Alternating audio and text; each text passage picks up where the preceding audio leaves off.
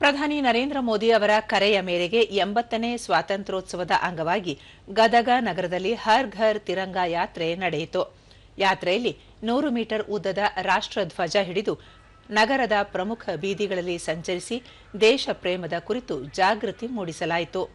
ಯಾತ್ರೆಯಲ್ಲಿ ಶಾಲಾ ಕಾಲೇಜು ವಿದ್ಯಾರ್ಥಿಗಳು, ನಿವೃತ್ತ ಸೈನಿಕರು, ಮಹಿಳೆಯರು, ಸಾಹಿತಿಗಳು, ಕಲಾವಿದರು, ಸಂಘ ಸಂಸ್ಥೆಗಳ ಪ್ರತಿನಿಧಿಗಳು, ಸಮಾಜ ಸೇವಾ ಕಾರ್ಯಕರ್ತರು ಪಾಲ್ಗೊಂಡಿದ್ದರು.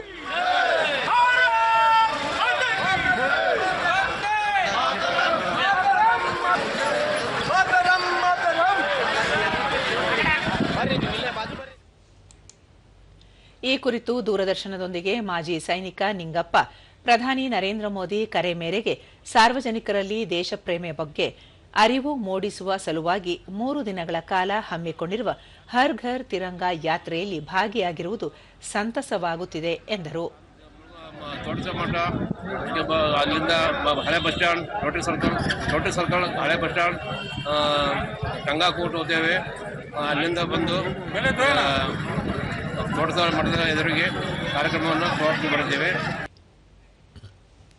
ಭಾರತೀಯ ಜನತಾ ಪಕ್ಷದ ಕಾರ್ಯಕಾರಿಣಿ ಸದಸ್ಯ ಪ್ರೀತಿ ಹೊನಗುಡಿ, ಪ್ರಧಾನಿ ನರೇಂದ್ರ ಮೋದಿ ಅವರ ಕರೆಯ ಮೇರೆಗೆ ಗದಗ ನಗರ ಪ್ರಮುಖ ಬೀದಿಗಳಲ್ಲಿ ಸಾರ್ವಜನಿಕರಲ್ಲಿ ದೇಶಪ್ರೇಮ ಹೆಚ್ಚಿಸುವ ಕಾರ್ಯ ಮಾಡಲಾಗಿದೆ ಎಂದು ಹೇಳಿದರು. ಹಿಡಿದು ಇಲ್ಲಿ ನಾವು ತೋಂಟದಾರ್ಯದ ಮಠದವರೆಗೂ ಎಲ್ಲರೂ ಇಲ್ಲಿ ಪಕ್ಷಾತೀತವಾಗಿ ಎಲ್ಲ ಸಾರ್ವಜನಿಕರು ಇದರಲ್ಲಿ ಭಾಗಿಯಾಗಿ ಇವತ್ತು ಈ ತಿರಂಗಾ ಯಾತ್ರೆಯನ್ನ ಬಹಳ ಯಶಸ್ವಿಯಾಗಿ ಮಾಡಿದ್ದಾರೆ.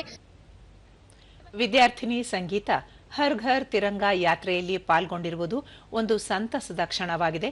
ದೇಶದ ಅಭಿವೃದ್ಧಿಗಾಗಿ ಏನನ್ನಾದರೂ ಮಾಡಬೇಕು ಎಂಬ ಆಶಯ ಮೂಡಿದೆ ಎಂದು ಹೇಳಿದರು. ಕಾರ್ಯಕ್ರಮವನ್ನು ಹಮ್ಮಿಕೊಂಡಿದ್ದಾರೆ. ಈ ಕಾರ್ಯಕ್ರಮದಲ್ಲಿ ಸೈನಿಕರಾಗಿರ್ಬೋದು, ವಿದ್ಯಾರ್ಥಿಗಳಾಗಿರ್ಬೋದು ಎಲ್ಲರೂ ಭಾಗವಹಿಸಿದ್ದಾರೆ. ಅದರಲ್ಲಿ ನಾವು ಕೂಡ ಭಾಗವಹಿಸಿದ್ದೇವೆ. ಅದು ನಮಗೆ ರಾಷ್ಟ್ರಾಭಿಮಾನಿಗಳು ಕೂಡ ಭಾಗವಹಿಸಿದ್ದಾರೆ.